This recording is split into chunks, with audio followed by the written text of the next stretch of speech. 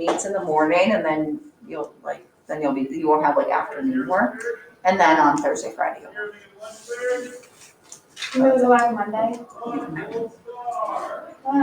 That's 3.5 weeks, and then it's a winter break.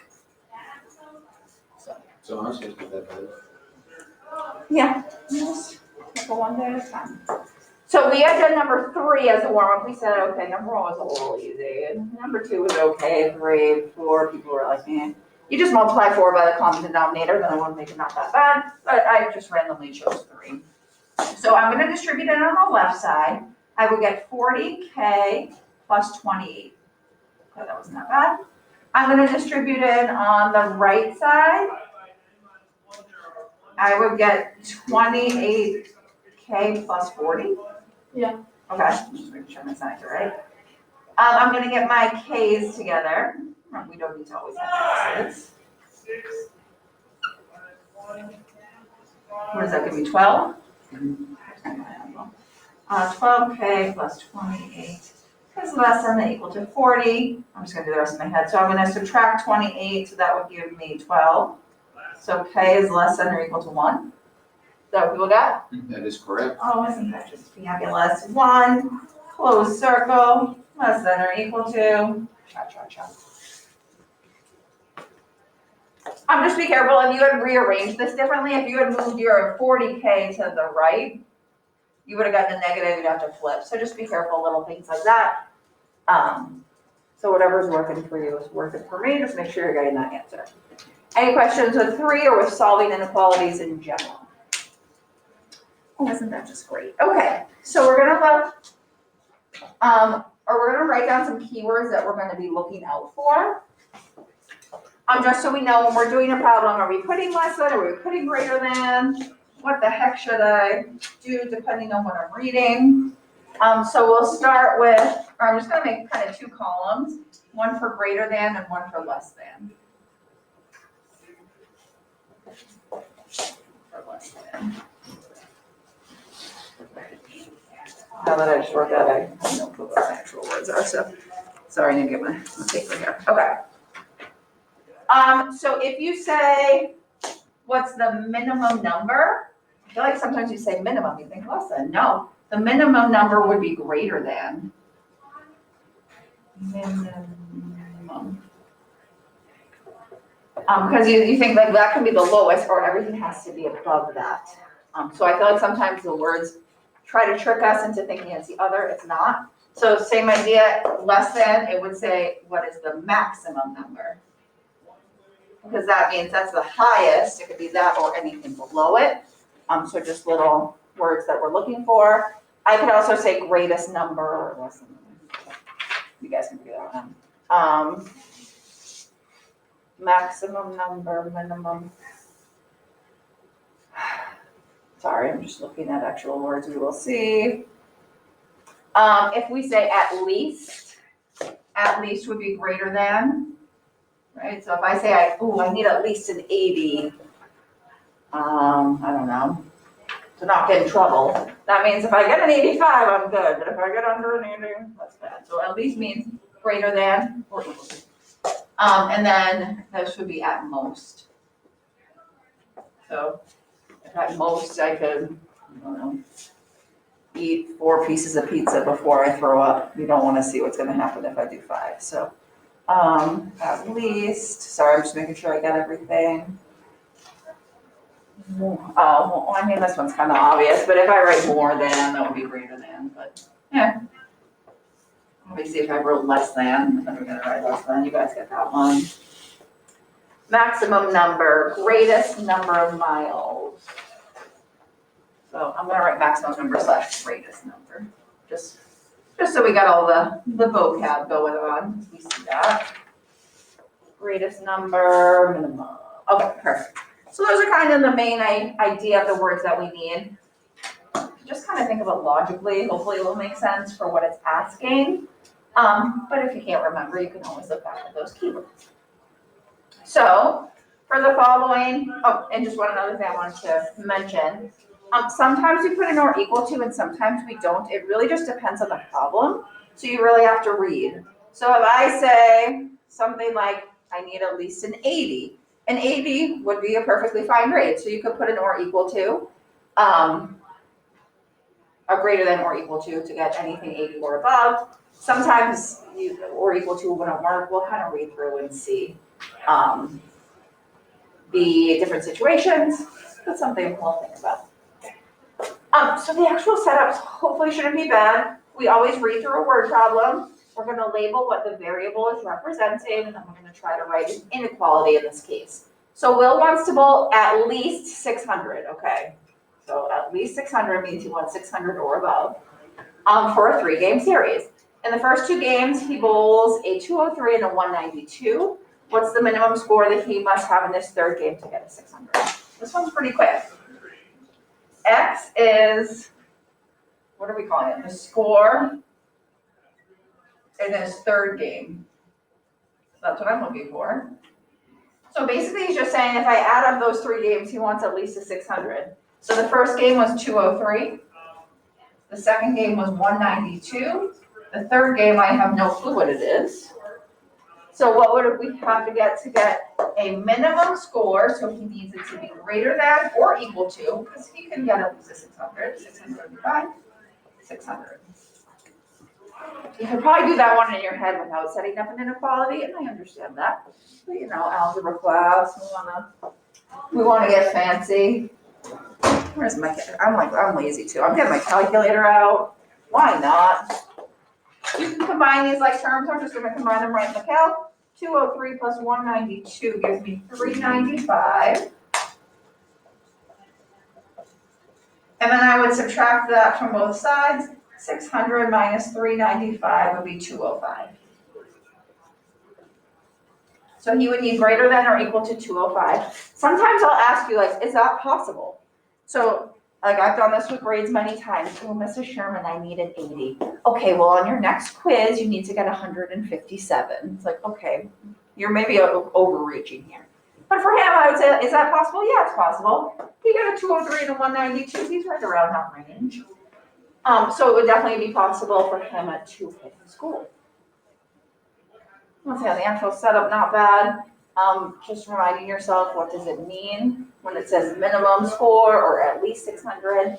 So just using the correct inequality. Any problems with 5?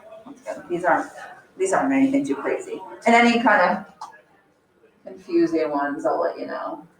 Okay, so I'm gonna do 6, and then I know there's 1 or 2 on the back I wanted to point out. It was just the way it's set up. The setup might be a little different. So let's do 6 just to finish off the front. And then we'll look at the back. Okay, suppose it costs $5 to enter a carnival. Each ride is $1.25. You have 15 to spend. What's the greatest number of rides you can go on? So my X is gonna equal the number of rides. So we just go, okay, but it's $5 for me to just get in the door. I haven't gone on any rides yet. Each ride is $1.25, so it should make sense that we're gonna put our X with a 1.25, because that's how much per ride. So the greatest number, I have 15 to spend, sorry. The greatest number means, okay, I got 15, I can't go over that, so I need it to be less than, should I put an or equal to sign? No, Why not? because you only have 15. So can it be equal to 15? Oh, Yeah. Yeah, because I can spend $15, right? If it was $15.01, I don't have the money. But it can be equal to 15, absolutely. You just have to try to think of the problem. So super quick setup. You're just doing a quick solve. Subtract 5 from both sides. 1.25x is less than or equal to 10. 10 divided by 1.25, I don't know. 8, okay.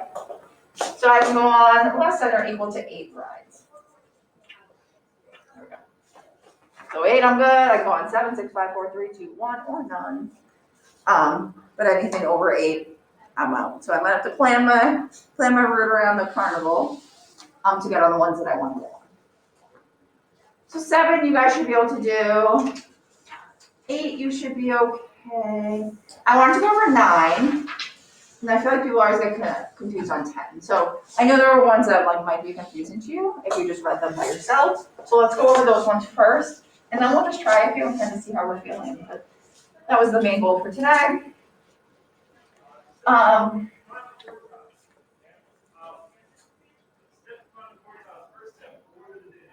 Okay, sorry, I'm just thinking about having an assessment, but I'll talk to you about that.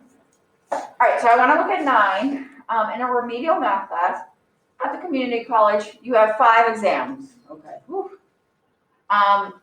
You must get an 80% to take the state exam. So to kind of move on, you have to get an 80 on your 5 exams. So good old Pam, she's taken 4.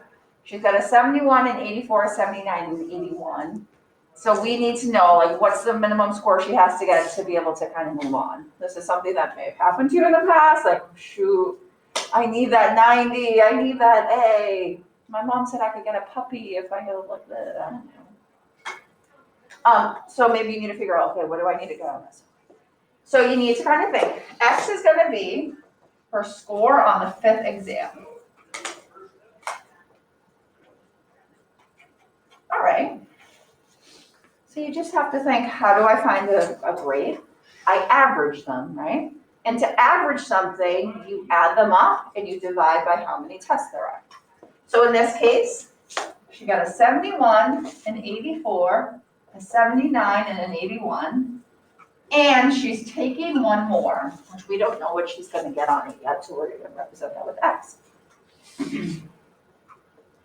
That's not my grade if I add those up, that's just the sum of them. To find the grade, I add those up and divide them by how many tests there are. And in that case, there are 5 tests. So that's how we find an average. We want to know what's the minimal or the lowest score she could get. So we need her score to be greater than or equal to. If she gets equal to this, she'll get the 80. Because that's what she wants. She wants an 80. So just as a reminder of how to solve something like this, I'm going to combine those like terms in the numerator. So we have 71, 84, 79, and 81. So I just do it right in my calculator, makes my life easier. It comes out to 315. Remember, it's 315 plus X. I feel like some people tend to write like 315X, no, plus X. To solve this, I want to get rid of that fraction because I can't really do anything with this X as of right now. So I'm going to multiply both sides by 5. I get 315 plus X is greater than or equal to 400. And I can pretty easily just subtract those. What's that going to give me? 85. Yep. And good old Pam is going to need an 85 to get to her goal. Obviously, if she does better than 85, great. So she could get an 87. She's feeling good about life, a 92. Woo-woo. But if she gets an 84, she's going to have to retake the class. So that's no good. So it's good to kind of know, this is my goal, this is what I'm working towards. And sometimes you might be doing something like that if you have a specific goal. And then I feel like number 10 always just confuses people. So I'm going to just go over that one with you. Lucy earned $400 and then $550 in the last 2 years. So the first year she earned $400. Hi there. Hi. The second year she earned $550. Welcome. Just there's a worksheet over there. Thank you.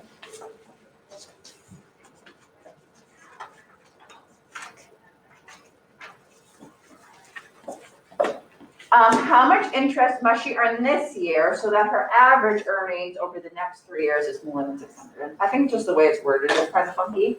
So we want to know, what are we looking for? So that's the interest she earns this year.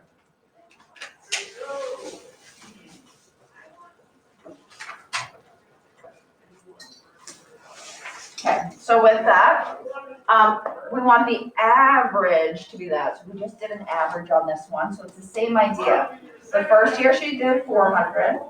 The second year was 550. The third year, we don't know. We want the average, so I'm going to divide that by 3 to be more than 600.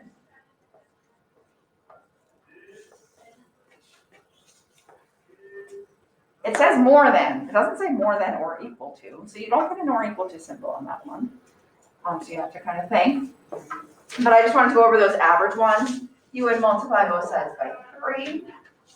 I'm gonna also combine those like terms, I can do that in my head, that's 950 plus x. And then I would subtract 950, what's that gonna give me, 850? I always like to check myself. So she'd have to make greater than 850 this year. Ooh, that's a big job, right? So we would say, is that possible? You say, I don't know, unless Lucy came into some dough there, that might be a little bit of an aggressive goal, but that's that. So I felt like people always got confused on the wording of that one, so I wanted to go over it with you. The other one should be pretty straightforward. Things like renting a car and how many miles, or going on a field trip, how many students, or working at a convenience store and you want to make a certain amount. So I'm going to have you try those few. We are going to take a break in a few minutes. We'll do a little family time sesh. So why don't I give you there's only three problems left. That shouldn't take too long. So maximum 10 minutes. Should take you. So I'll give you a little bit. Big thing is use the correct inequality symbol. So make sure inequality makes sense for your problem. We will go over those quickly and then we'll kind of break off and do a few other things. But I'll give you a few minutes to try those just to see how you're feeling.